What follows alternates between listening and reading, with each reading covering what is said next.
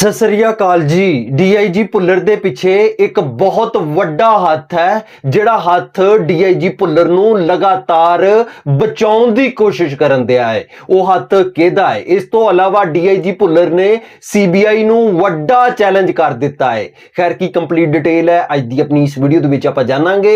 Video ਸ਼ੁਰੂ ਕਰਦੇ ਹਾਂ ਤਾਂ ਵੀਡੀਓ ਸ਼ੁਰੂ ਕਰਨ ਤੋਂ ਪਹਿਲਾਂ ਇੱਕ ਛੋਟੀ ਜੀ ਬੇਨਤੀ ਹੈ ਕਿ ਜਿਹੜੇ ਵੀਰ ਭੈਣ ਭਰਾ ਬਜ਼ੁਰਗ ਇਸ ਚੈਨਲ ਤੇ ਨਵੇਂ ਨੇ, ਕਾਈਂਡਲੀ ਚੈਨਲ ਨੂੰ ਸਬਸਕ੍ਰਾइब ਕਰ ਲੈਣ और बेल आइकन के बटन ਨੂੰ प्रेस कर दें। वीडियो शुरू करते हैं। गो। नमस्कार, सत श्री अकाल की हालचाल सारे दे। उम्मीद करता सारे ठीक होवोगे। आज हम बात करेंगे एक ऐसे मामले की जो पिछले कई दिनों से लगातार पंजाब में चर्चा का विषय है। बात डीआईजी हरचरण सिंह भुल्लर की, जो कि कुछ दिन पहले गिरफ्तार किए गए थे रिश्वत के मामले में। और रिश्वत भी कोई छोटी मोटी नहीं। जब उनको गिरफ्तार किया गया, उनके घर पे तलाशी ली गई तो लगभग 8 करोड़ रुपए के आसपास का कैश, ज्वेलरी, प्रॉपर्टीज, गाड़ियों के कागज, ना जाने क्या क्या उनके घर से मिला था। और लगातार ये सवाल उठ रहे थे कि पंजाब में कट्टर ईमानदार सरकार या ईमानदारी का ढोल गले में डालकर पीटने वाली सरकार के अफसरों के हालात क्या हैं, या पंजाब में आखिरकार करप्शन किस लेवल पर है। लगातार उस अफसर को बचाने की कोशिश भी हुई।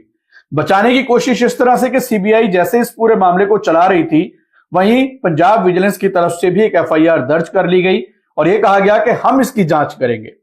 पर अब कुछ नए खुलासे, नए तथ्य निकलकर इस पूरे मामले में सामने आए हैं।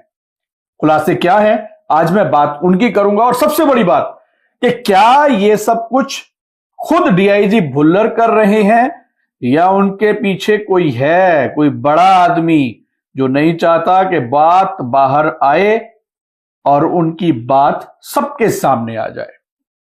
यानी कि मैं सीधे तौर पे कहूं तो शायद कोई ऐसा शख्स या कोई ऐसा जो नहीं चाहता कि यह पता लगे कि भैया जो घर पे पैसा था वो जाना कहां था, किसका था, क्या कुछ नई तैयारी थी। जो चर्चाएं बहुत दिनों से लगातार पंजाब में चल रही हैं कि ये लंबे समय से कहा जा रहा है कि पैसों का लेन देन, पदों को लेकर बहुत कुछ चल रहा है, या उसकी कोई तैयारी थी। खैर, सीधा मसले पे आता हूं। मुझे उम्मीद है कि आपको ये खबर जब आप सुनेंगे, अगले कुछ मिनटों में जो तथ्य आपके सामने रखूंगा, तो आप हैरान हो जाएंगे कि क्या चल क्या रहा है बॉस। पंजाब में एंटी करप्शन मूवमेंट, सरकार, तंत्र आखिरकार कर क्या रही है। खैर, खबर यह है कि डीआईजी हरचरण भुल्लर की तरफ से हाईकोर्ट का रुख किया गया है। अब हाईकोर्ट का रुख डीआईजी भुल्लर ने किया। खबर क्या कहती है वो आपको बता देता हूं। जो तथ्य निकलकर मेरे पास आए हैं कि जो भुल्लर की गिरफ्तारी हुई है, डीआईजी भुल्लर की जो गिरफ्तारी हुई है, उसके विरोध में, उसको चैलेंज खुद हाईकोर्ट में भुल्लर ने कर दिया है।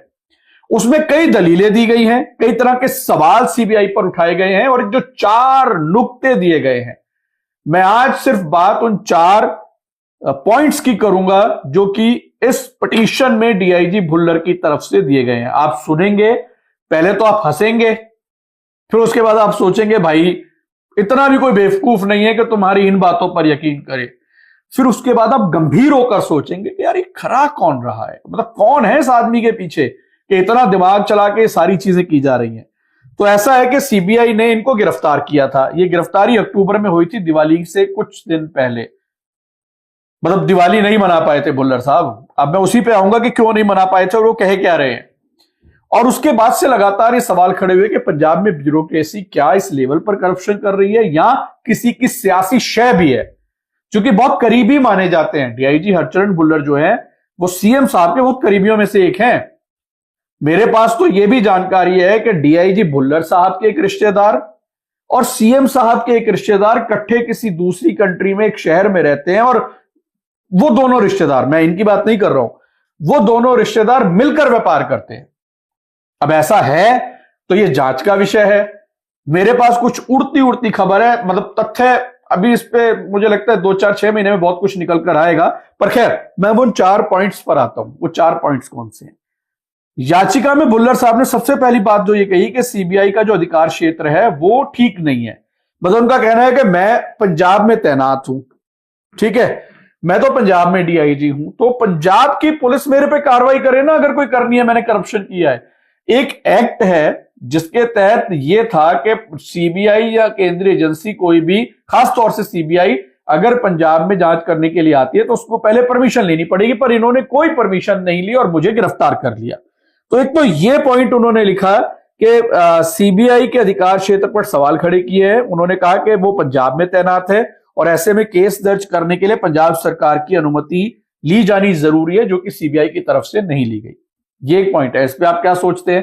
पहली बात तो यह कि इस पूरे पॉइंट में कि उनको गिरफ्तार कहां से किया गया, उसमें भी आगे वो जिक्र कर रहे हैं। उनका कहना है कि एफआईआर सीबीआई चंडीगढ़ द्वारा दर्ज नहीं की जा सकती। ये दूसरा पॉइंट है। आगे उन्होंने इस बात को कैसे आगे बढ़ाया? उनका कहना है कि उन पर एफआईआर सीबीआई चंडीगढ़ द्वारा दर्ज नहीं की जा सकती थी क्योंकि कथित अपराध पंजाब में हुआ था। वो कह रहे हैं जो कथित अपराध है ना, जो रिश्वत वाला है, वो तो पंजाब का है। पंजाब सरकार की अनुमति बिना उन्हें गिरफ्तार भी नहीं किया जा सकता था, जबकि जिस 2023 से जुड़े केस में अरेस्ट किया गया है वो पंजाब के सरहिंद से जुड़ा है। यानी कि जो स्क्रैप डीलर वाला जो गवाही भी दी गई कि वो तो सरहिंद का मामला है, मुझे गिरफ्तार करना है पंजाब पुलिस करे। ये दूसरा नुक्ता उन्होंने दिया कि ये नहीं हो सकता। तीसरा जो नुक्ता है, जो पॉइंट है, हंसिए मत, पहले सुन लीजिए। मेरे चेहरे पे मुस्कान इस करके है कि मैं आपको बता रहा हूं।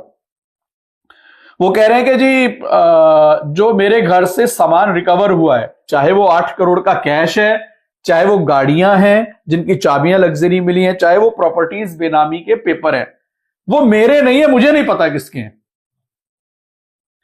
मतलब एक अफसर, आईपीएस ऑफिसर, वो ये कह रहा है कि जो चंडीगढ़ में मेरे घर से सामान रिकवर हुआ है ना, रिकवर जो हुआ है, वो सामान मेरे से थोड़ी बरामद हुआ है।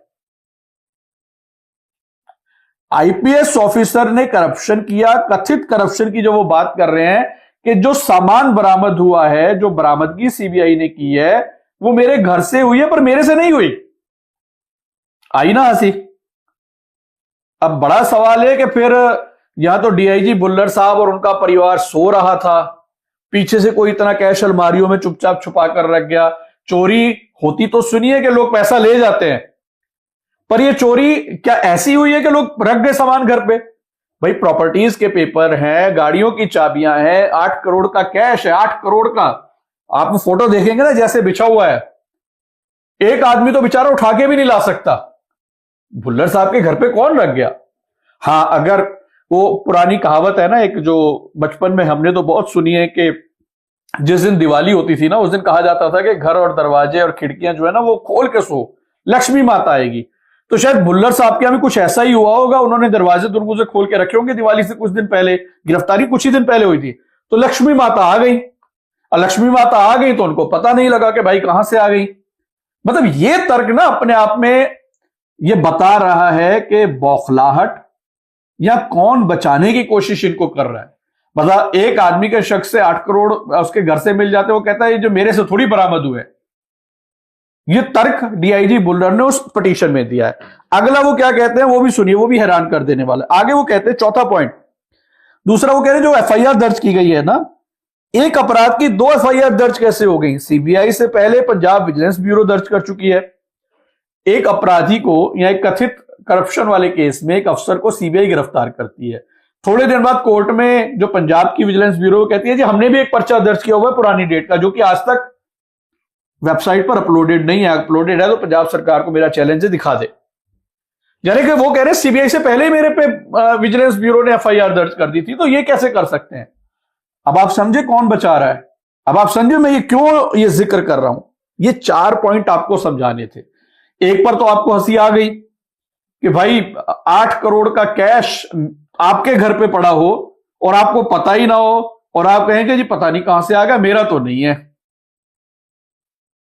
मतलब ये हैरान कर देने वाली बात है। फिर आप कह रहे हो कि एफआईआर तो पहले ही विजिलेंस कर चुकी थी, फिर विजिलेंस ने आपसे पूछताछ क्यों नहीं की? विजिलेंस ने इंटेरोगेशन क्यों नहीं की? विजिलेंस ने क्या आपको कोई नोटिस दिया? आप तो एक मलाईदार ओहदे पर थे, डीआईजी रोपड़ रेंज सबसे मलाईदार ओहदा माना जाता है और सबसे करीब है साहब जी के। तो क्या ये साहब जी बचा रहे हैं या कोई और बचा रहा है? और क्या कड़ियां आखिरकार डीआईजी भुल्लर के साथ सरकार की जुड़ती नजर आ रही है, और खासतौर से ऊपर बैठे लोगों की हैं कि किस लेवल पर बचा? हालांकि चलो हाईकोर्ट ने हम नोटिस जारी करके अगली तारीख डाली है, वो सारी चीजें सीबीआई से पूछी जाएंगी, सीबीआई जवाब दाखिल करेगी। सीबीआई ने तो घर से रिकवर किए हैं ना, सीबीआई ने तो पलंग पे बिछाकर फोटो भी सबको भेजी, घड़ियां भी हैं। अब अगर उसके बावजूद अफसर ये कह रहा है जी मुझे नहीं पता मेरे घर पे ये पैसा कहां से आया, तो भाई फिर तो लक्ष्मी माता ही प्रकट हुई है। दरवाजे खिड़की आप भी खोल के रखो, पर ध्यान रखना कोई चोर ना आ जाए। उम्मीद ऐसे चोर की करो जो 8 करोड़ रख जाए, जैसे भुल्लर साहब के यहां कोई रख गया। हैरान कर, क्या दिमाग चलता है भाई। ये किसी बड़े पढ़े लिखे आईआईटीएन का ही दिमाग हो सकता है। तो मैं शायद गलत ना बोल गया हूं, पढ़े लिखे आदमी का आईआईटीएन में ऐसी लिख नहीं, मतलब ये तर्क कोई अच्छा वकील ही दे सकता है, या कोई कॉमेडी हुई है, कोई कॉमेडियन कर सकता है कि जी मेरे घर से पैसे बरामद हुए हैं पर मेरे नहीं है जी, मुझे नहीं पता, मेरे से थोड़ी हुए हैं। ये तो कॉमेडी है, ये तो कोई मंझा हुआ कॉमेडियन ही बता सकता है कि ऐसा कर दो। आपको भी हंसी आ गई ना, मुस्कुराइए, मुस्कुराते रहिए। ये पंजाब है, बदलता पंजाब, रंगला पंजाब, न जाने कैसा कैसा पंजाब। बचा लीजिए। इजाजत दीजिए, नमस्कार। ਵੀਡੀਓ ਦੇ ਵਿੱਚ ਸੀਨੀਅਰ ਪੱਤਰਕਾਰ ਵੀਰ ਨੇ ਦੱਸਿਆ ਕਿ ਡੀਆਈਜੀ ਭੁੱਲਰ ਦੇ ਪਿੱਛੇ ਇੱਕ ਬਹੁਤ ਵੱਡਾ ਹੱਥ ਹੈ, ਇੱਕ ਬਹੁਤ ਵੱਡਾ ਆਦਮੀ ਹੈ ਜਿਹੜਾ ਡੀਆਈਜੀ ਭੁੱਲਰ ਨੂੰ ਸਪੋਰਟ ਕਰ ਰਿਹਾ ਹੈ ਔਰ ਲਗਾਤਾਰ ਡੀਆਈਜੀ ਭੁੱਲਰ ਨੂੰ ਬਚਾਉਣ ਦੀ ਕੋਸ਼ਿਸ਼ ਕਰ ਰਿਹਾ ਹੈ ਔਰ ਵਿਜੀਲੈਂਸ ਵੀ ਉਸ ਵੱਡੇ ਆਦਮੀ ਦੇ ਅੰਡਰ ਹੈ ਤੇ ਵਿਜੀਲੈਂਸ ਤੇ ਸੀਐਮ ਪੰਜਾਬ ਭਗਵਤ ਮਾਨ ਦੇ ਅੰਡਰ ਹੈ। ਹੋ ਸਕਦਾ ਹੈ ਕਿ ਸੀਐਮ ਪੰਜਾਬ ਭਗਵਤ ਮਾਨ ਹੀ ਡੀਆਈਜੀ ਭੁੱਲਰ ਨੂੰ ਬਚਾਉਣ ਦੀ ਕੋਸ਼ਿਸ਼ ਕਰ ਰਿਹਾ ਹੋਵੇ। ਦੇਖੋ ਜੀ, ਹੁਣ ਡੀਆਈਜੀ ਭੁੱਲਰ ਨੇ ਸੀਬੀਆਈ ਨੂੰ ਤੇ ਈਡੀ ਨੂੰ ਚੈਲੰਜ ਕਰ ਦਿੱਤਾ ਹੈ। ਹਾਈ ਕੋਰਟ ਦੇ ਵਿੱਚ ਇੱਕ ਵੱਡੀ ਪਟੀਸ਼ਨ ਦਾਇਰ ਕਰ ਦਿੱਤੀ ਹੈ।